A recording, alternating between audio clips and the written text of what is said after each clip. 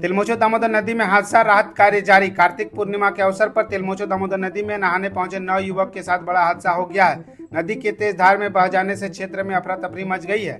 इनमें से 5 युवक बागमारा के भीम कनाली और 4 युवक भूली के निवासी बताए जा रहे हैं। स्थानीय ग्रामीणों को तत्परता से 3 युवक को सुरक्षित बाहर निकाल लिया गया है, जबकि 6 युवक नदी के गहराई में समा गए हैं। राहत अभियान अब तक 4 शव बरामद किए जा चुके हैं और 2 युवकों की तलाश अभी भी जारी है। बरामद शवों की पहचान भोली निवासी रोहित यादव, गोलू यादव, विजय यादव और भीम कनाली निवासी सन्नी चौहान के रूप में की गई है। गुरुवार को एनडीआरएफ की टीम पहुंची और बचाव कार्य में लग गई है, लेकिन देर रात हो जाने के कारण रेस्क्यू रोक दिया गया है। शुक्रवार सुबह फिर से राहत कार्य शुरू होगा। कितना बाकी है? अभी तक तो 4 शव निकला है और अभी अंदाजा में लग रहा है कि अभी और 2 होना चाहिए, जिस तरह रिपोर्ट में है। कितना बजे से आप लोग रेस्क्यू कर रहे हैं? तो मोटा मोटी 11:30 बजे से सुबह। हाँ, कल भी आया था? हाँ कल भी शाम को आए थे। अभी कितना? अभी प्रशासन की तरफ से जिस तरह मैंने खबर आया कि अभी और 2 है। कितने लोगों की टीम है आप लोग? हम लोग 6 टीम है। ये टीम कहाँ से चल के आई है? भटितनापुर। क्या नाम है आपका? मेरा नाम गंगाधर महतो हुआ। क्या लग रहा है कि जिस तरह नदी का धारा बहाव है, धारा है, सब और 2 सब जो है कितनी दूरी पर होनी चाहिए? देखिए अभी तो लग रहा है कि ये धारा यहाँ कंट्रोल में है थोड़ा सा, तो लग रहा है कि यहीं पर होना चाहिए। बाकी हम लोग सर्च 2 किलोमीटर दूर तक करके आए, उसके बाद फिर यहाँ से स्टार्ट करेंगे और फिर वहाँ 2 किलोमीटर 3 किलोमीटर तक जाएंगे। ठीक। कठिनाई कितनी हो रही है? सुने आप किस साथी के चोट लग गई है? देखिए उस तरफ सरकार से हम लोग का कुछ उस तरफ मिला नहीं है, जिसके कारण हम लोग आए दिन थोड़ा बहुत होते रहता है। और आपके चैनल के माध्यम से मैं यही कहना चाहूँगा कि सरकार हम लोग को सपोर्ट करे, ताकि हम लोग थाना से जुड़े हुए हैं, सरकार से जुड़े हुए हैं। देखिए चूँकि ये घटना कहीं ना कहीं बहुत दुखद है और कल गुरु पूर्णिमा की इस पावन बेला पे पूरे देश जब हर्षोल्लास के साथ पर्व मना रहे थे, 5 परिवार के साथ बेहद दुखद घटना है। हम इसके लिए दुख व्यक्त करते हैं, लेकिन विधि की विधान है। सीओ साहब सुबह से लगे हुए हैं। एनडीआरएफ की टीम कल उपायुक्त महोदय ने अनुशंसा की है, जिसके आधार पे तकरीबन वो करीब 40 से 50 किलोमीटर बियॉन्ड में है। एनडीआरएफ की टीम आ रही है। हम लोग पूरी प्रयास में हैं कि 2 शव को जितना जल्दी, 2 या 3 जितने भी शव है उसको जल्द से जल्द हम लोग उसको रिकवर करके उसके परिजनों को सौंप दें। अभी एक परिजन को भेजा गया है भीम कनाली, और कहीं ना कहीं सारे जनप्रतिनिधि और सारे समाज के जो भी लोग हैं, प्रबुद्ध लोग, समाज के अग्रणी लोग इस दुख के घड़ी में उस परिवार के साथ है। हमारी संवेदना उनके साथ है। हम चाहते हैं कि प्रशासन, जिला प्रशासन और शासन इस तरह की जब भी कभी पर्व त्यौहार होते हैं तो रेड जोन करके बैरिकेडिंग जैसे छठ वगैरह में किया जाता है, तो इन त्योहारों में कि भी इस जोन से बाहर ही स्नान करना है। और कहीं ना कहीं आगे जो हो, हम जिला प्रशासन से आग्रह करेंगे कि दोनों तरफ, इस पुल के दोनों तरफ, क्योंकि दोनों जिला के सीमावर्ती हैं, धनबाद जिला का एंड है, बोकारो जिला का एंड है, तो दोनों उपायुक्त महोदय से मेरा आग्रह होगा कि दोनों तरफ कम से कम मकर संक्रांति, गुरु पूर्णिमा और जो भी हम लोग के त्यौहार यहाँ लोकल फेस्टिवल हैं, उन त्योहारों में बैरिकेडिंग करके इस तरह के जो भी बच्चे जिनका गए हैं, आगे किसी भी का बेटा और किसी का कम से कम यंगेस्ट सब 17 साल से 22 साल के लड़के थे, ये आने वाले समय में हमारे देश के धरोहर थे। आज इतना कम समय में हमारे साथ चले गए, वो कहीं ना कहीं देश और समाज के लिए बहुत बड़ी क्षति है। हम इसके प्रति संवेदना और दुख व्यक्त करते हैं और प्रशासन से आग्रह और अनुरोध करते हैं कि इस तरह की घटना की पुनरावृत्ति न हो। इसके लिए एनडीआरएफ की टीम, चाहे लोकल गोताखोर को इस तरह के जब कार्यक्रम हो तो उसे पूर्व में यहाँ पे पदस्थापित करते हुए उसकी व्यवस्था की जाए, ताकि सुरक्षित लोग अपने जिस भी धर्म काम में आते हैं, आस्था के प्रति आते हैं, कहीं ना कहीं लोगों में के मन में एक भय का व्याप्त रहता है कि बच्चे गए हैं तो घर तक पहुँचेंगे कि नहीं पहुँचेंगे। इन चीज़ों से कहीं ना कहीं लोग मुक्त होकर अपना धर्म और काम के प्रति 100% समय दे, यही हम आशा विश्वास करते हैं। सड़क जाम की गई थी हम ही लोग के द्वारा, चूँकि प्रशासन अलर्ट नहीं थी। हम लोग चाह रहे थे कि एनडीआरएफ की टीम जल्दी आए, क्योंकि यहाँ लोकल गोताखोर कल शाम से परेशान है, लेकिन वो लोग नहीं कर पाते क्योंकि उनके पास टेक्निकल हैंड नहीं। वो लोग बोला कि दादा हम लोग के पास जितना है, मुनिडी वाले हैं या इधर हम लोग का खेतकों से आते हैं, वो लोग उस ढंग से कर नहीं पाते क्योंकि उनके पास उसका कोई अपरेटस नहीं कि जो डिप जाके उस चीज़ों को रिकवरी कर पाए। तो इसके लिए कहीं ना कहीं एक जो हमारे देश के अंदर एनडीआरएफ की टीम बनी हुई है, जो स्पेशलाइज होते हैं, चाहे कितनों भी क्यों न डिप हो, उनको वहाँ से रिकवर कर पाते हैं। इसलिए हम लोग का आग्रह था कि जल्दी से जल्दी एनडीआरएफ की टीम ला के उन बॉडी को रिकवर करके उनके परिजनों को सपुर्द किया जाए।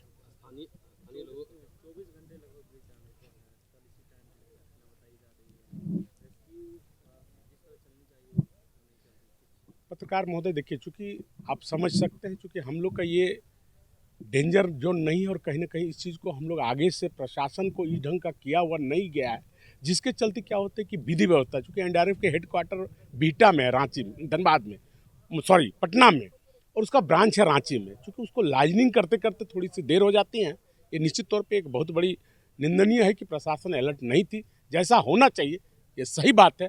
लेकिन अब चूँकि हम लोग लगे हुए हैं और उसको जल्द से जल्द करने का प्रयास।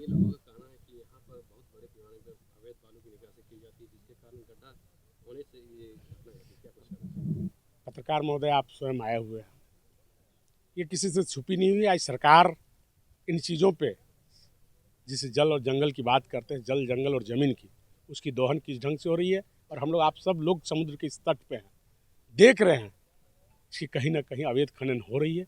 हम प्रशासन से आग्रह करेंगे कि इन चीज़ों पे काबू करें, और कहीं ना कहीं अभी हम लोग बात कर रहे थे सीओ साहब थे कि क्यों ना हम लोग इसमें एक एडवेंचर किया जाए, कि कुर्सी लगा के लोगों को बैठने का व्यवस्था किया जाए, उन लोग को इस तरह का स्वरोजगार दिया जाए कि वो जो बेरोजगार लड़के हैं उसको रोजगार मिल पाए, और हम उस तरफ चल जाए। चोरी और इस तरह की घटना को कहीं ना कहीं बढ़ावा, हमारा लोगों का रोजगार न होने के चलते इस तरह से जा रहे हैं, तो हम चाहेंगे कि प्रशासन से अवैध माइनिंग पर, इस पर कार्रवाई करे ताकि पुनरावृत्ति न हो। मेरा नाम प्रदीप महतो, समाज सेवी हैं, और पूर्व में हम जेल के है कि आज 4 बॉडी रिकवर की गई है और 1 बॉडी कल रिकवर की गई थी।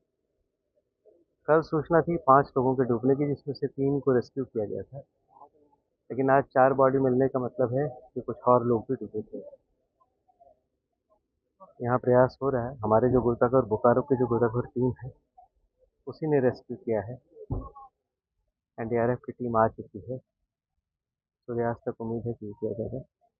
डैम से कल पानी कम करवाया था, लेकिन आज पूरी तरह भी रोकने के लिए कहा है, ताकि आसानी से जो मदद मिल सके वो किया जा सके। लेकिन सबसे अधिक चिंता की बात यह है कि बरसात के समय से लेकर अभी तक लगातार लोगों से यह अपील की जा रही है कि आप जहाँ गहरा पानी है उस तरफ ना बढ़े।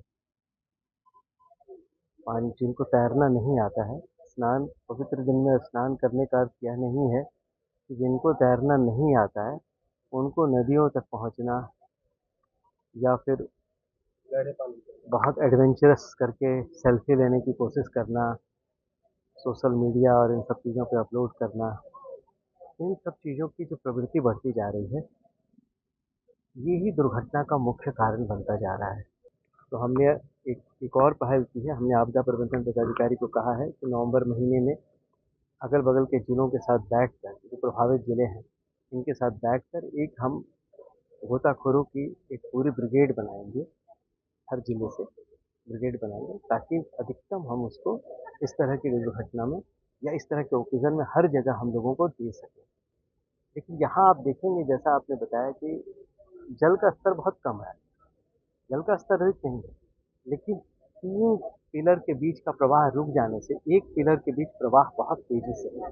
फिर वो 3 पिलर का प्रवाह क्यों रुका, कारण क्या? अब उसके लिए तो एक अलग से हमने जो हमारे डैम डिवीज़न के लोग हैं, एनएचआई के लोग हैं, इनको बुलाया है, ताकि इनके साथ एक मीटिंग करके हम एक रास्ता निकालेंगे भविष्य में कि वो प्रवाह चालू हो जाए उस तरफ से।